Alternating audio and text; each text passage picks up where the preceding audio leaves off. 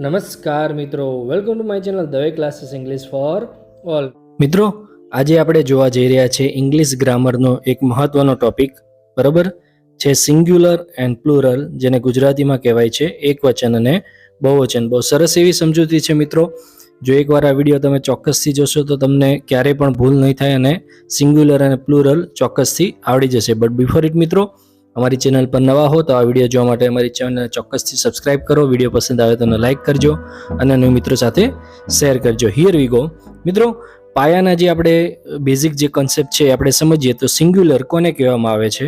તો જ્યારે ફક્ત એક જ વ્યક્તિ, પ્રાણી, વસ્તુ કે જગ્યા દર્શાવતી હોય તે વસ્તુને આપણે એક વચન એટલે કે સિંગ્યુલર કહેવામાં આવે છે. ધારો કે બુક, કેટ, બોય એક જ છે એટલા માટે એને સિંગ્યુલર એક વચન કહેવામાં આવે છે.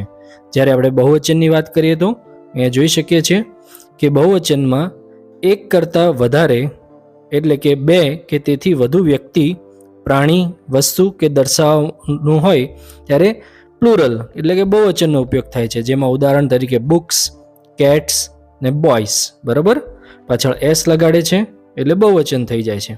હવે આપણે જે નિયમો છે મેઇન એના આપણે જોઈએ બહુવચનના. તો સૌથી પહેલો જે નિયમ છે મિત્રો કે સામાન્ય રીતે છેડે એસ ઉમેરવો, બરાબર. જનરલ રૂલ જે છે એડ એસ. તો એ શું છે જનરલ રૂલ એસ? બરાબર, આપણે જોઈએ મોટાભાગના અંગ્રેજી નામોનું બહુવચન કરવા માટે મૂળ શબ્દની પાછળ ફક્ત એસ ઉમેરવામાં આવે છે. ફોર એક્ઝામ્પલ, એક ચોપડી હોય તો બુક, બહુ બધી હોય તો બુક્સ. એક પેન હોય તો પેન, બહુ બધી હોય તો પેન્સ. એક છોકરો હોય તો બોય, બહુ બધા છોકરા હોય તો boys. Cat, cats. Chair, chairs. Tree, trees. Dog, dogs. Apple, apples. Okay, અહીંયા જોઈ શકીએ છીએ આપણે સામાન્ય રીતે આ પહેલો નિયમ છે. સામાન્ય રીતે ફક્ત એસ ઉમેરવાથી બહુવચન થઈ જાય છે. એના પછી આપણે બીજો નિયમ જોઈએ તો બહુ સરસ એવો વિડીયો છે મિત્રો, ધ્યાનથી જોજો, ચોક્કસથી નિયમો આવડી જશે. તો આ સિંગ્યુલર અને પ્લુરલ છે એ પણ એકદમ ઇઝી થઈ જશે. છેડે S, double S, SH, CH, x, Z અથવા તો ઓ પણ આવે છે આની અંદર, એ આપણે પાછળ જોઈશું. જ્યારે છેડે, બરાબર, આ શબ્દો હોય ત્યારે એની પાછળ શું લગાડવામાં આવે છે? ઈએસ. આગળ આપણે જોયું સામાન્ય રીતે ફક્ત એસ લગાડવાથી બહુવચન થઈ જાય છે. પણ એવા શબ્દો કે જેના છેડે, બરાબર, જો અહીંયા લખ્યું છે નિયમમાં, જે નામનો છેલ્લો અક્ષર S, double S, SH, CH, X અથવા તો ઝેડ હોય છે તેને બહુવચન કરવા માટે છેડે ઈએસ ઉમેરવામાં આવે છે. ફોર એક્ઝામ્પલ, ઉદાહરણ જોઈએ તો બીયુએસ છેડે એસ આવ્યું છે તો એને બહુવચન થાય છે બસીસ, ઈએસ લાગશે. ક્લાસ, વર્ગખંડ, ડબલ એસ આવ્યું છે એટલે ક્લાસીસ થશે, ઈએસ લાગશે. ડિશ, એની પાછળ એસએચ આપેલું છે એટલે અહીંયા ડિસીસ, ઈએસ લાગશે. વોચ, ઘડિયાળ, એની પાછળ સીએચ આપેલું છે એટલે અહીંયા ઈએસ લાગશે, વોચિસ. બોક્સ, એને છેડે એક્સ આપવામાં આવ્યો છે એટલે અહીંયા ઈએસ લાગશે, બોક્સિસ. એ રીતે ક્વિઝ, તો અહીંયા આવશે ક્વિઝિસ. બરાબર, સમજાઈ ગયું મિત્રો કે એસ ક્યારે લગાડવાનું અને ઈએસ ક્યારે લગાડવાનું? આ બંને નિયમ આપણે જોઈ લીધા. હવે આપણે ત્રીજો નિયમ જોઈએ તો ત્રીજા નિયમમાં શું કહે છે જુઓ મિત્રો. ત્રીજા નિયમમાં કહે છે કે જે શબ્દના છેડે વાય આવતું હોય, ઓકે, અહીંયા વાત કરવામાં આવી છે છેડે વાય આવતો હોય ત્યારે શું કરવું? Noun ending in Y. આ નિયમોમાં બે ખાસ પરિસ્થિતિઓ ધ્યાનમાં રાખવી. કઈ બે ખાસ પરિસ્થિતિઓ છે? જો એ કોન્સોનન્ટ એટલે કે વ્યંજન હોય ત્યારે વાય કાઢીને આઈઈએસ મૂકવું, બરાબર. પછી બીજો જે નિયમ છે આપણે હમણાં આગળ સમજીશું કે જ્યારે વ્યંજન આપેલો હોય, બરાબર, વાયની આગળ વ્યંજન એટલે કે 5 સ્વર સિવાયના શબ્દ. 5 સ્વર આપણને ખબર છે, એ, ઈ, આઈ, ઓ, યુ, બરાબર. એની સિવાયના બધા જ શબ્દ છે એ વ્યંજન કહેવામાં આવે છે. તો અહીંયા એવું કહેવામાં આવે છે કે જ્યારે પણ વ્યંજન હોય ત્યારે એની પાછળ વાય આપેલો હોય તો વાય કાઢીને આઈઈએસ મૂકવું. ફોર એક્ઝામ્પલ, અહીંયા બેબી છે, બરાબર, પહેલો શબ્દ છે બી એ બી વાય, તો વાયની આગળ બી છે જે વ્યંજન છે તો વાય કાઢીને મિત્રો શું મૂકવામાં આવ્યું? અહીંયા આઈઈએસ, ઓકે, બેબીઝ. એવી રીતે સિટીમાં જોઈએ તો વાયની આગળ ટી જે વ્યંજન છે તો અહીંયા CITIES મૂકવામાં આવ્યું, બરાબર, વાય નીકાળીને. ત્યારબાદ સ્ટોરી છે, તો એમાં પણ STORIES મૂકવામાં આવ્યું. ત્યારબાદ કન્ટ્રી જે છે, બરાબર, વાયની આગળ આર છે જે વ્યંજન છે, તો એમાં પણ બહુવચન કરતી વખતે કન્ટ્રીઝ IES મૂકવામાં આવે છે. આ હતો વાય માટેનો પહેલો નિયમ કે જ્યાં વ્યંજન આવે છે ત્યાં. બીજો જો અહીંયા નિયમ શું આવ્યો છે, બી નંબરનો, વોવેલ્સ સ્વર AEIOU જ્યારે વાયની આગળ હોય ત્યારે માત્ર શું લગાડવાનું હોય છે, એસ. બરોબર, ક્યારે એસ આપણે આગળ પણ જોયું તો સામાન્ય રીતે એસ લાગશે, પણ જ્યારે વાય વાળા શબ્દ હોય ત્યારે આપણને એવું થાય કે સર બધામાં IES લાગશે, તો ના, ફક્ત વ્યંજન જે હોય છે શબ્દ વાયની આગળ એની પાછળ જ વાય કાઢીને IES લગાવવામાં આવે છે. ત્યારબાદ જો અહીંયા BOY, તો વાયની આગળ ઓ આવ્યો છે સ્વર એટલે ખાલી એસ લાગ્યો. KEY કી, ચાવી જે છે એની આગળ સ્વર આવ્યો છે એટલે ફક્ત એસ લગાડવામાં આવ્યો. ત્યારબાદ TOY ટોય, એની આગળ ઓ આવ્યો છે એટલે ફક્ત એસ લગાડવામાં આવ્યો, ટોયસ. MONKEY મંકીની પાછળ વાયની આગળ ઈ છે, સ્વર છે, એટલે ફક્ત એસ લગાડવામાં આવ્યો. એટલે કે વાયની અંદર બે નિયમો યાદ રાખવાના કે જો આગળ સ્વર આપેલો હોય તો ફક્ત એસ લાગશે, જો આગળ વ્યંજન આપ્યો હોય તો વાય કાઢીને આઈ લગાવીને ES કરવાનો રહેશે. ઓકે મિત્રો, સમજી ગયા? હવે એના પછી જો નેક્સ્ટ ચોથો રૂલ આપણે જોઈએ તો F કે FE આવતો હોય ત્યારે શું કરવું. બરાબર, છેડે F કે FE આવતો હોય ત્યારે શું કરવું, તો જો F કે FE ની જગ્યાએ VES કરવાનું છે મિત્રો, એ કાઢીને જ્યારે બહુવચનમાં ફેરવીએ ત્યારે, એક વચનનું બહુવચન કરીએ ત્યારે. તો જો અહીંયા નિયમ શું છે એનો, જે શબ્દના અંતે F અથવા FE આવેલ હોય તો F કે FE ને દૂર કરીને તેની જગ્યાએ VES મૂકવું. તો એક પાંદડું છે LEAF, બરાબર, એક પાંદડું છે અહીંયા જોઈ શકીએ છીએ. હવે એને બહુ બધા પાંદડાઓ કેવા હોય તો F કાઢી નાખવાનો છે અને શું મૂકવાનું છે, VES, લીવ્સ.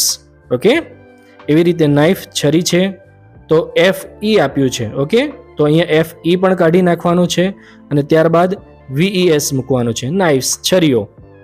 ત્યારબાદ એક પત્ની છે, વાઇફ, FE આપેલું છે, બહુ બધી પત્ની હોય તો વાઇફ્સ.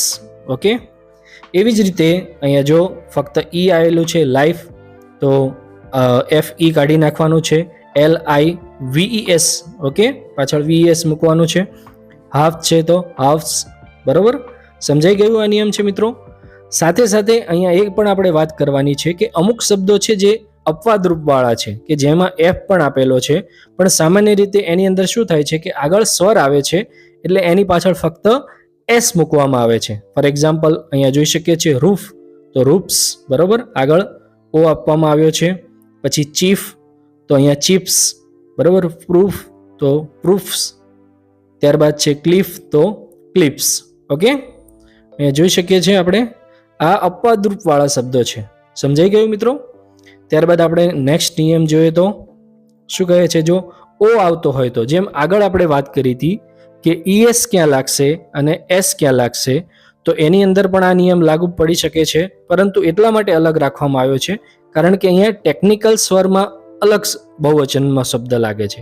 શું કહે છે, છેડે ઓ આવતો હોય ત્યારે જે શબ્દના અંતે ઓ હોય તો તેની આગળ વ્યંજન હોય તો સામાન્ય રીતે ES લાગે છે. ઓકે, પરંતુ ટેકનિકલ સંગીતના શબ્દોમાં ફક્ત S લાગે છે. કઈ રીતે, તો જો અહીંયા હીરો છે, ઓ છે, એની આગળ વ્યંજન છે તો હીરોઝ, ES લાગ્યો. પોટેટો છે, ઓની આગળનો શબ્દ વ્યંજન છે તો પોટેટોસ, ES લાગ્યો. ટોમેટો, એની આગળનો ઓની આગળનો શબ્દ ટી, વ્યંજન છે તો ટોમેટોઝ લાગ્યો. મેંગો, કેરી છે, એની આગળનો શબ્દ વ્યંજન છે એટલે મેંગોઝ, ES લાગ્યું. પણ અહીંયા જો આ ચારે ચાર શબ્દના છેડે ઓ આપેલા છે, પણ આ ટેકનિકલ અથવા તો સરને લગતા છે એટલે એની પાછળ ફક્ત એસ લખવામાં આવે છે. રેડિયોઝ, ફોટો તો ફોટોઝ, પિયાનો તો પિયાનોઝ, ઝૂ તો ઝૂઝ. ઓકે, સમજાઈ ગયું મિત્રો? હવે છઠ્ઠો નિયમ આપણે જોઈએ તો અનિયમિત બહુવચન, એવા શબ્દો કે જેની પાછળ ન તો એસ લાગે છે, ન તો ES લાગે છે, ન તો આઈ કરીને ES લાગે છે. ઓકે, શું કહે છે, જો અનિયમિત બહુવચન કહેવામાં આવે છે, ઇરેગ્યુલર પ્લુરલ નાઉન. કેટલાક શબ્દોના બહુવચન માટે કોઈ ચોક્કસ નિયમ હોતો નથી.